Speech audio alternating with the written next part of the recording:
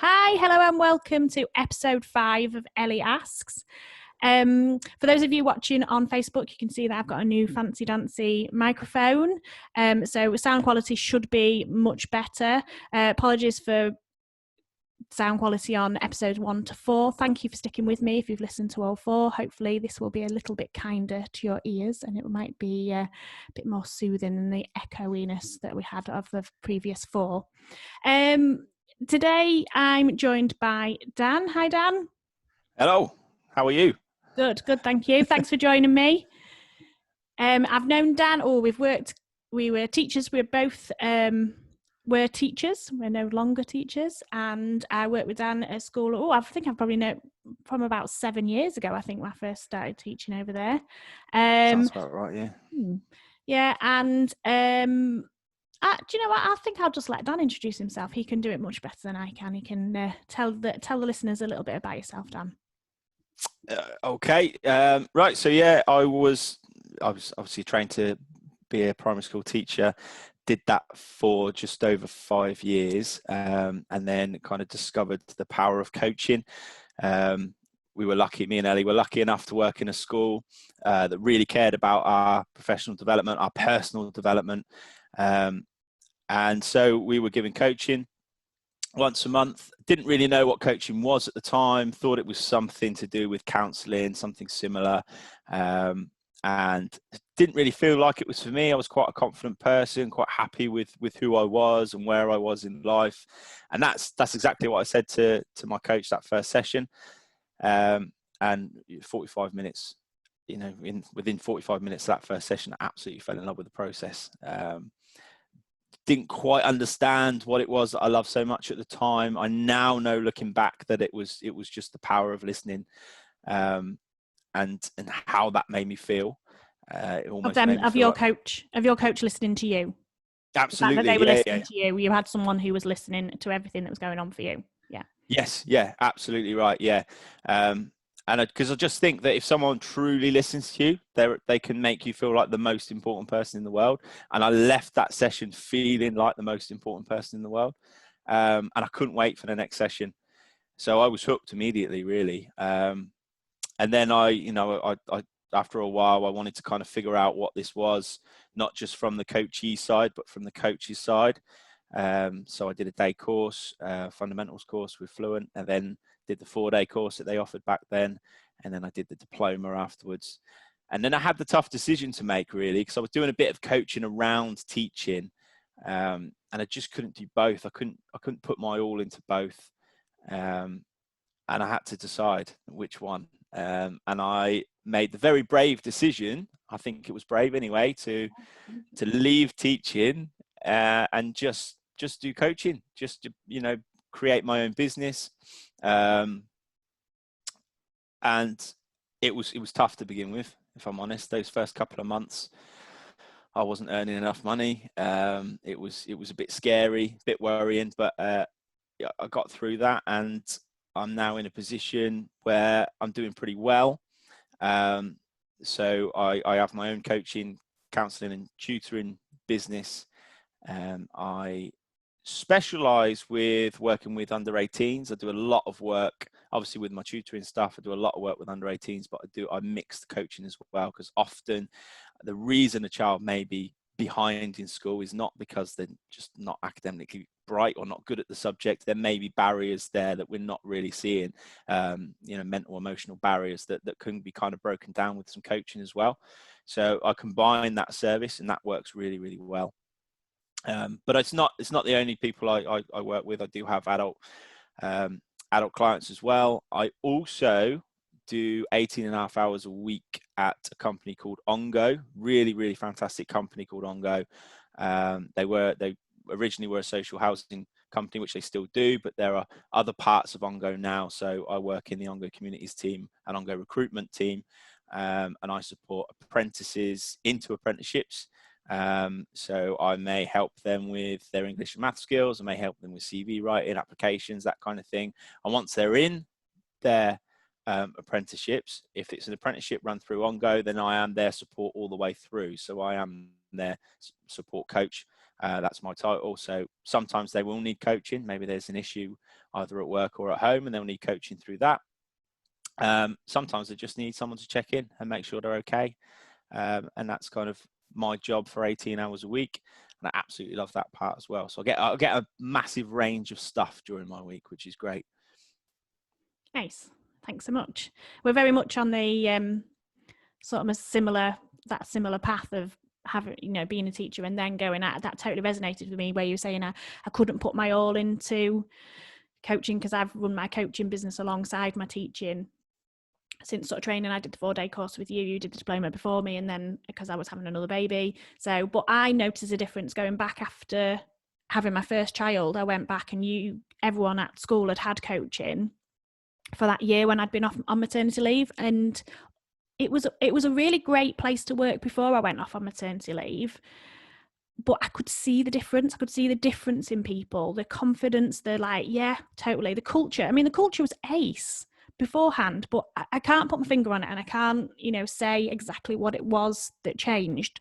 But people just seemed more confident, sort of self-assured, just like relationships were better, communication was better. It was just a really interesting thing to see. And I jumped in with 2 feet after that, because I think maybe sometimes with coaching, particularly if it's within an organization, that sometimes people come at it a bit like, why am I going to this? Why have I been sent to this? But yeah, it's life-changing for us both. I can always remember, Dan, actually, there was Fluent, Spacious is now, we're running a how to build your own coaching business, I think it was called. And I was like, Dan, I'm really interested in doing this. Do you want to do this workshop? You were like, no, I don't want to do it as a business. And ta-da! Here we both are. Yes, mate, I don't even remember that conversation. Yeah. I believe you. It was. I think it was via text. I think it was like, I was like, would you be interested in this? And it was a conversation, and then we had a conversation face to face. It was like, you were like, no, I don't think I know. It's not something I can see me doing. There you go. Yeah. Amazing. But hey ho. Anyway, moving on with today's episode. Today's question that Dan has chosen is, what does happiness mean to me? So before I pass back over to Dan, again, I just want to kind of reiterate to the listeners that have this time to really think about happiness for you. What does it mean to you? Because actually some of the things that Dan says and anything that I might say might be like, yeah, actually, that I see that as being, that's what makes me happy, or I see that as happiness. But it could be completely different, and that's dead okay. And finding what's right for you is the most important thing. Agree, disagree, Dan? Would you go with that one? 100% agree, absolutely. So I've kind of going to go into this topic just talking about what I think, what I believe, and what works for me, because it had the you in the question. So what I'm going to say is not, this is how I think everyone should be. This is just what works for me and how I see it. And some of it may resonate with you, some of it may not. And that's okay. Totally. Yeah. Go for it. What does happiness mean to you then, Dan? Happiness. I'm all about happiness. I think life without it is just not a life worth living, really. But actually, if we think about happiness, it is just, I think it's just one of many, many emotions that we can feel at any one time. And so people say, how can I be happy? How can I have a happy life? Well, actually, the truth is you're not always going to be happy, and your life isn't always going to be happy. So what I think is, if there was a scale of happy and unhappy, our life is constantly moving up and down this scale. So sometimes we're ecstatic, we've got a huge amount of joy in our life, and sometimes we're really, really sad and upset, and something terrible's happened, and we are constantly moving on this scale. And sometimes we're in the middle, sometimes we're nearer happy, sometimes we're nearer unhappy. So I think the key is to get our average between middle and happy. So we want to be up that end. I think that's what we're aiming for. We could never stay at happy. We can't just park at happy and stay there forever, because some things are going to make us sad. So actually, it's just making sure we average in this area. That's how I see it anyway. So, and would you And I suppose the other question is, would you always want to be happy? I can always remember asking a group of children that I was teaching that a question around, if you could take a pill for you to be happy all the time, would you do it? And there's 7, 8 and 9-year-olds that were like, yeah, definitely. And then we started to unpick it and sort of think, right, you know, what about if you went to a funeral and you were doing cartwheels down the aisle and things like that? They were like, oh yes, maybe not, you know. And also that range of emotions, because if you don't feel, you know, great sadness, can you feel great happiness? If you had no contrast in your life, would you struggle to feel really happy because it's just the norm? I don't know. Yeah. I completely agree. So that was almost a head versus heart thing, because when you first asked that question, my heart wanted to go, yeah, of course I want to be happy all the time. That would be ace. And then, but actually you think about it logically, you are absolutely right. If you're happy all the time, happy just becomes your neutral. It just becomes your norm. And so you're not getting those moments of extreme joy, of excitement, which you need that contrast sometimes, I think. So yeah, I completely agree with you on that point. Carry on. Feel free. Carry on. I was going to say, is there anything else around happiness that, you know, is there specifics that you wanted to talk about, or is it is it a mindset, or is it a specific thing that makes you happy, or what happiness is? I think there are lots and lots of things that make us happy. Hundreds of things that can make us happy. I'm going to talk today about some of the most important things to me. So my number one almost kind of rule to being happy is gratitude. I think gratitude is almost happiness's best friend. They just walk hand in hand with each other. I think if you can be grateful for the things around you and see that and appreciate that, you just become more positive and therefore happier. Now, this kind of idea was sparked from actually listening to John Borland do a talk at one of the business breakfasts they used to run. And I remember clearly him telling the story about him walking into his kitchen every day and just couldn't believe how lucky he was to have the thing that keeps us alive coming out of his tap. Yeah. And that just changed my thinking. These things we take for granted every day should be making us happy. We should really appreciate this. And actually, if we get happy from turning on a tap or opening a fridge or knowing that we've got a bed to sleep in tonight, those things make us happy. Imagine what Disneyland makes us feel like. Yeah. That's just you can't contain how excited you are. So if you get happiness from the small things and you're grateful for those things, you just almost absorb more happiness and things become more positive for you. Do you practice gratitude? Do you have is it a formal thing you do, or is it just every so often you sit down and think, what am I grateful for today? Or is it a morning ritual, or is it anything? Do you do anything particular? Do you know, it used to be, it went from writing things down. So writing something down once a day, something I was grateful for that happened in that day, or something that I have that I'm grateful for. And then it went from writing it every day to just thinking it every day, making sure I've got some time in that day just to think about, right, what have I been grateful for today? And after time, you just do it now. I don't need to set such time aside because I just do it naturally.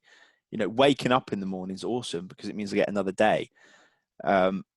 Having that first cup of coffee or that first glass of water, wow, I've got fresh water in my house. Having that breakfast, I can't believe it. I've never gone a day in my life without food. How I'm massively grateful for that stuff. Yeah. And then I've got bigger things, what people usually see as bigger things, like my son. I look at him every day and I'm so grateful that I've got him in my life. And it almost makes less room for negativity. If you fill your head with positive stuff, there's less room for that, and therefore you become happy. So for me, gratitude is massive. It's just huge. If you want to be happy, be grateful for the things you have. I think there's when you were saying it started off as I'm going to write something down, and then it just becomes a habit. And I'm thinking, like, when you say if your mind's filled with positive things, you haven't got enough. It's a little bit when you get a new car, or so my eldest daughter's redheaded. I've never seen as many redheaded children. I see them everywhere because it's on my radar. So because Flora has red hair, I spot them everywhere. So it's a little bit like that with positivity. I think that you can, if you start looking for the positive things, then they're in abundance, aren't they? You see them all the time. Whereas if you're in a negative mindset and you just think, oh, that's gone wrong and that's gone wrong, I've had a terrible day today. Well, have you had a terrible day? Or is it just one thing that maybe didn't quite go your way? But if you had a positive mindset around things and being grateful for the other things, that would seem quite insignificant in all the positives. So I'm just wondering about making it. It's about seeing those positives. I can remember doing a sort of it was a 100-day positivity challenge and because I was looking for something to be my positive post that I did with my brother and my sister, we just had a WhatsApp group around what's our positive thing of today going to be. Every single thing that I saw, I thought, oh, that could be my positive post today. Oh, somebody's made me a cup of tea without asking, without me having saying, will you make me a brew? And it was just made and it was just lovely. And I thought, oh, that could be, I took a picture of a cup of tea, because I thought that could be my positive post I'm going to put on the WhatsApp group. But then something else would trump it, or there'd be something else and something else. So I think, having that mindset of looking for the positives, looking for the, being grateful for those small things is huge. I love that idea. It's a great one. Yeah.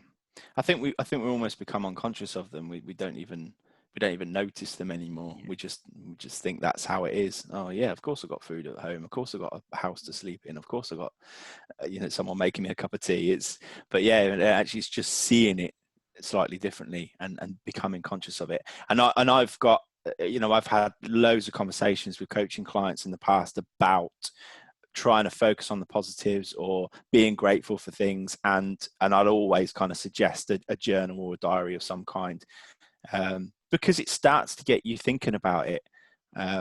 It forces you to really consider what's gone on today that has been good, or the thing that you're grateful for. And actually what else is great about writing it down is if you are having a bad day, there's something to go and read. Yeah, just flick through all those pages that you've written something down and go, oh, do you know what? Actually, my life's not that bad. I've got a lot to be happy about. So yeah, that's number one rule for me is be grateful, and I think happiness follows. But like I said, there's loads of others, and I do have more. If you're happy for me to share, absolutely happy. Okay, I think acceptance of things you can't change.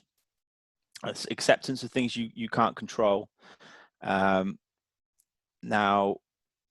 I think human beings are very good at moaning. I'm very good at moaning. I know I can do it a lot, but actually, what does it do? And we tend to moan about things that we necessarily can't control. We moan about the weather or whatever. Moan about a pandemic that's going on. But actually, it's. I think if you want to be happy, it's all about accepting that stuff. Think about the things going on in your life. If you can impact that, if you can change that, if you can have some control over that, then focus on those things. And if you don't like it, do something about it. But everything else, you've just got to learn to accept it and just almost let it go. Yeah, I think that I like yourself, I can imagine that I have quite a lot of conversations with my coaching clients around this and the whole event tent and own zone. And if it's in your own zone, then you can control it, do something about it. But if it's in your event tent, these are events that are happening that are beyond your control, and people are in there as well. People's behaviors and the way people react to things are in there. You don't always have a great deal of control over that. And I think that's something that massively, I was going to say holds people back, but I don't necessarily mean that, but stops them because they're so worried about upsetting somebody else, or think they've upset somebody, or done something that because maybe that they deem they would be upset by, but somebody else is a bit like, oh, no, it's not even entered on, it's not even in my on my radar at all. It didn't bother me at all. I would imagine that you have quite a lot of conversations as well around with people regarding other people's behaviours or other people's reactions, and I think that impacts on happiness. Yeah, absolutely. And that is one of the things that we really need to learn, that we can't control other people. So it can be, you can. I talk to a lot of people about their relationships. You can't actually change the person that you're with. Friendships as well is a massive one. Family members, people falling out with their family members. You can't change that person. If you're going to have a relationship with someone expecting them to change for you or hoping that they will change at some point, it's not always going to work out. You're probably going to end up being disappointed, because that change has got to come from them. You can't control other people. Derren Brown said on one of his shows that there are only two things in life we can control, and that's our thoughts and our actions. That's it. And I like that. I like accepting that there is a lot of stuff out there that goes on in my life that I can't actually control. I can't do a lot about. So I'm not going to spend my life worrying about that or being concerned about that or trying to change it when it's not possible, because I'm only going to be disappointed, and disappointed is not being happy. It's the different thing. So I would rather spend my life focusing on what I can do about things and things I can control than focusing on things I can't, because it's just a waste of time. Yeah, definitely. I think that, and that's huge, isn't it? That you can't change somebody or you can't change them. And something I talked to him quite a lot was kind of around acceptance, I suppose, is that maybe an awareness of what's going on. If somebody seems upset with you, it isn't necessarily it might not necessarily be you. You could be thinking, what's going on for them at this very moment in time? What could be happening? You don't know what people have woken up to that day or what people are going through.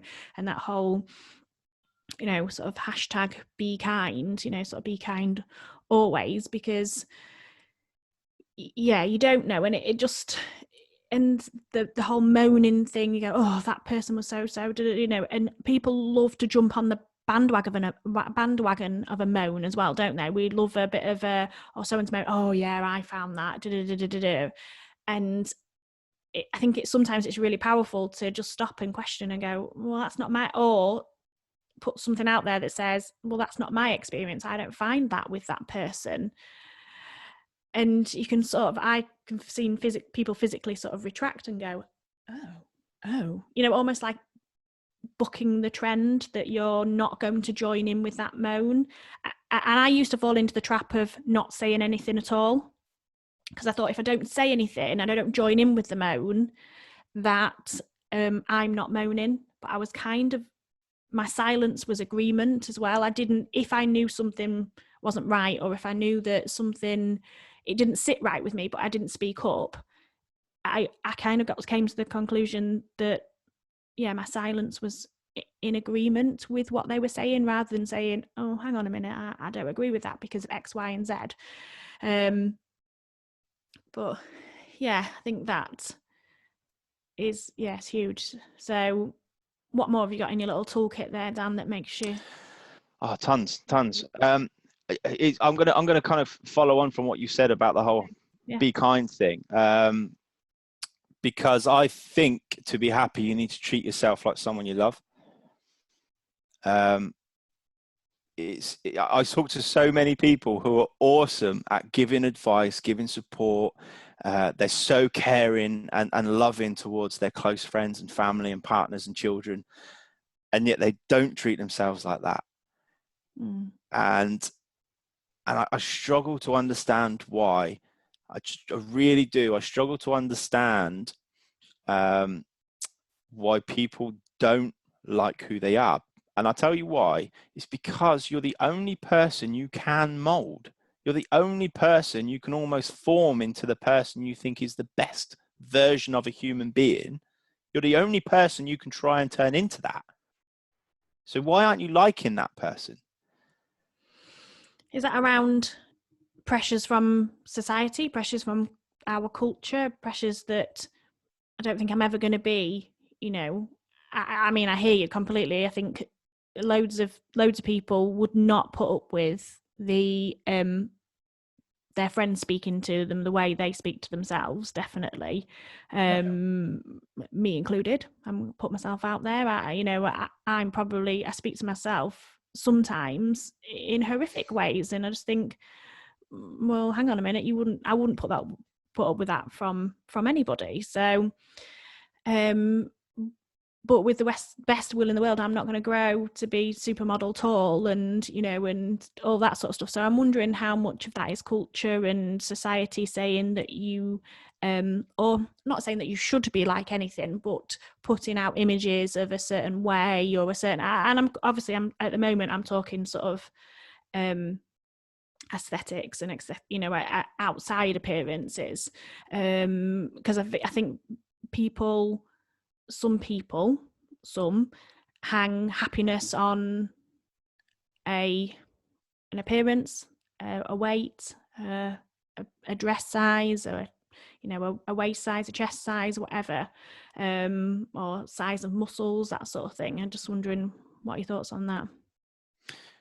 I think it's linked to what I said before.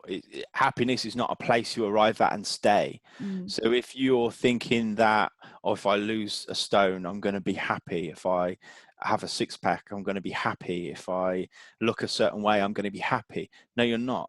You're going to still have periods of happiness and still have periods of unhappiness. It's not going to force you to stay in that happiness part.